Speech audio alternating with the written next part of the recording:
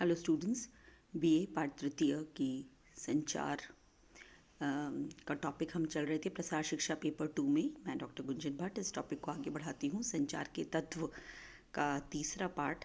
पिछले 2 भागों में हमने संचार के तत्व क्या क्या होते हैं, संचारक के क्या आवश्यक गुण होते हैं, इसको काफ़ी डिटेल में किया। अब इस टॉपिक को हम आगे बढ़ाते हैं कि कि संचारक जो होता है उसको सफल संचार प्रक्रिया के लिए क्या क्या निर्णय लेने पड़ते हैं, क्या क्या उसकी प्लानिंग उसको करनी चाहिए। सफल संचार प्रक्रिया के लिए संचारक को निम्नलिखित निर्णय लेने पड़ते हैं। क्या क्या निर्णय लेने पड़ते हैं देखिए। संदेश का चयन करना, किस संदेश को वो जनता के बीच में, कम्युनिटी के बीच में प्रसारित करना चाहता है,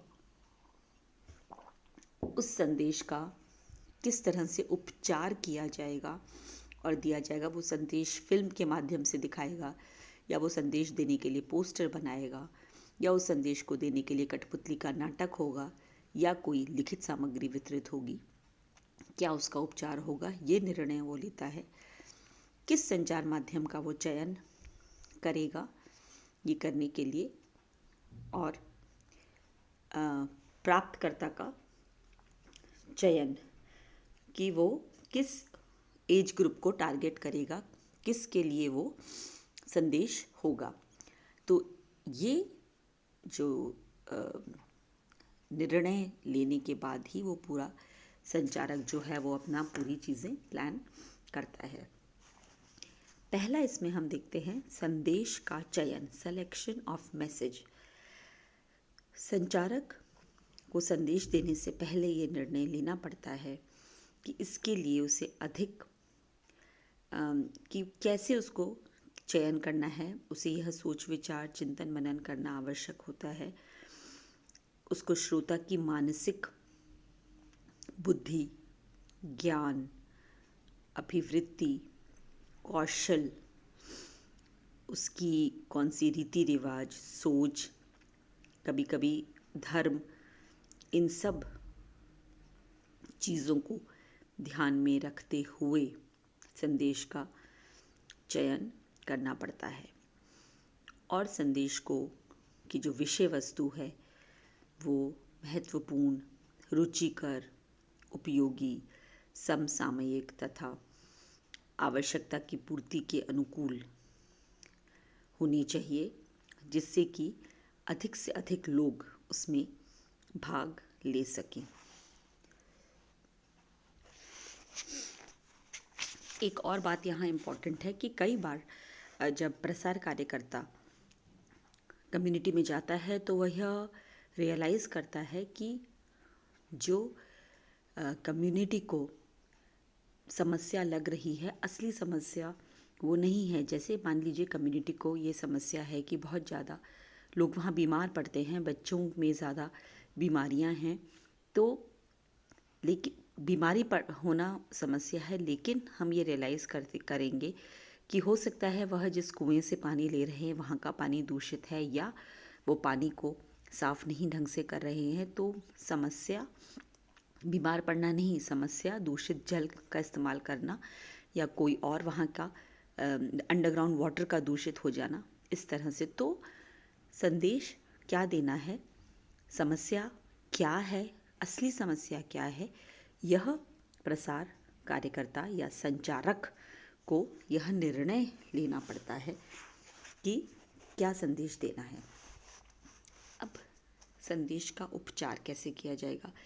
संदेश के उपचार से मतलब है उसकी विवेचना करना। विषय वस्तु कितनी भी उपयोगी क्यों नहीं हो, यदि उसे अच्छी तरह बिना उपचारित किए श्रोता को बताया जाता है तो उसके महत्व को वो कोई रह नहीं जाता। यदि उसको ढंग से उपचारित ना किया जाए, उसको ढंग से बताया ना जाए, बताने का तरीका हम कह दें आप में ये गलती है, आप ये गलत करते हो, आपके निर्णय गलत हैं, आपकी सोच गलत है, अगर सीधा आप इस तरह से अप्रोच करते हैं कम्युनिटी को तो कोई आपसे जुड़ेगा नहीं, कोई आपकी बात सुनेगा नहीं। तो हम उस विषय वस्तु को किस तरह से उपचारित करते हैं, यह बहुत ही ज़्यादा महत्वपूर्ण है। उसको अपनी बात संदेश भेजने से पूर्व उसे पहले जन सामान्य की समझ के लायक बनाना चाहिए। उस संदेश को मैंने जैसे पहले भी कहा, उसमें कोई जटिलता नहीं होनी चाहिए, सिंपल होना चाहिए, जो वो समझ सकें हमारे टारगेट ग्रुप। जैसे जब आप पढ़ते हैं, आप सब स्टूडेंट्स हैं, स्कूल पास करके आए हैं, कॉलेज में 3rd ईयर में आ गए हैं, कई विषय जब आप खुद पढ़ते हैं तो आपको बहुत जटिल लगते हैं, किंतु जब वो टॉपिक कक्षा में आपको आपके शिक्षक पढ़ाते हैं तो वो उदाहरणों को दे करके और इतने अच्छे तरह से उसको समझाते हैं कि हमें वह टॉपिक बड़े आसानी से समझ में आ जाता है। जबकि जब हम खुद पढ़ रहे थे तो हमें दिक्कत हो रही थी। तो यहाँ पे शिक्षक ने क्या किया, उस विषय वस्तु को उपचार उसका इस तरह से किया कि उसको छोटा करके, तोड़ के छोटा करके आपके लेवल पे लाके समझाया, तो आपको इजीली समझ में आया। इसे कहते हैं संदेश का उपचार करना, कि उसको जन सामान्य की समझ के लायक बना देना। फिर संचारक को अपनी बात स्पष्ट रूप से कहनी चाहिए, कम शब्दों का प्रयोग करना चाहिए। बहुत ज़्यादा लंबी मीटिंग अगर हम ले लेते हैं, जब समूह में बात करते हैं और लंबी मीटिंग ले लेते हैं, तो भी लोगों का ध्यान बट जाता है और वो विषय से हम सरक जाते हैं। तो कम शब्दों का इस्तेमाल करना, अभी जैसे मैंने बताया, उदाहरणों, हर चीज़ को यदि हम कोई भी नई पद्धति वहाँ इंट्रोड्यूस कर रहे हैं, तो हम ज़रूर उदाहरण दिखाएं कि इस तरह से उन लोगों ने किया और उनको ये फ़ायदा हुआ। दूसरे लोगों को जब उनको लगता है कि हाँ, बाकी लोग भी ऐसा कर रहे हैं, तो वो थोड़े से प्रेरित होते हैं। संचार माध्यम का चयन, ये पहले भी कई बार बात हो चुकी है कि संचारक जो है वह अपनी बात श्रोता तक प्रभावी ढंग से पहुंचाने के लिए सही संचार माध्यम का चुनाव करे। जैसे वही कि आपको अगर केवल जागृति फैलानी है, केवल अवेयरनेस करनी है, तो आप एक बड़ा सा माइक लेके विराट जनसभाओं में माइक चलवा सकते हैं, लाउड स्पीकर का इस्तेमाल कर सकते हैं। कुछ पढ़ा लिखा समूह है, कुछ कंपेरेटिव चार्ट बनाना है तो चार्ट बनाएंगे, चार्ट के माध्यम से समझाएंगे, कुछ तुलना करके बतानी है। थोड़े पढ़े लिखे कम हैं लोग तो पोस्टर का इस्तेमाल करेंगे, पढ़े लिखे हैं तो पैम्फलेट का इस्तेमाल करेंगे। तो कम पढ़े लिखे लोगों में छपित सामग्री, अखबार, पत्र पत्रिकाओं का उपयोग नहीं होगा। वहाँ पे हमें जिन गाँव में बिजली की सुविधा नहीं है, वहाँ टेलीविज़न का, डीवीडी का या अन्य फिल्म शो का इस्तेमाल नहीं हो सकता। वहाँ पे हमें नॉन प्रोजेक्टेड संचार माध्यमों का सिलेक्शन करना पड़ेगा। तो इन सब चीज़ों को ध्यान में रखते हुए संचार माध्यम का चयन करेगा। ये गुण भी, ये भी निर्णय संचारक को करना होता है, तो ये भी उसके लिए एक इम्पॉर्टेंट बात है।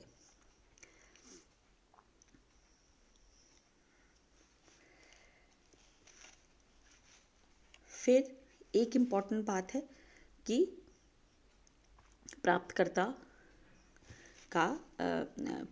या श्रोता का चयन।